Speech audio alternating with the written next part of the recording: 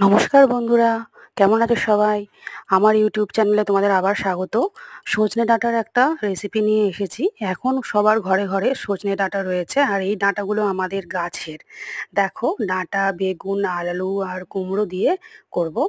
আর এদিকে তেজপাতা, সর্ষে, পাঁচফোড়ন আর মৌরি দিয়েছি।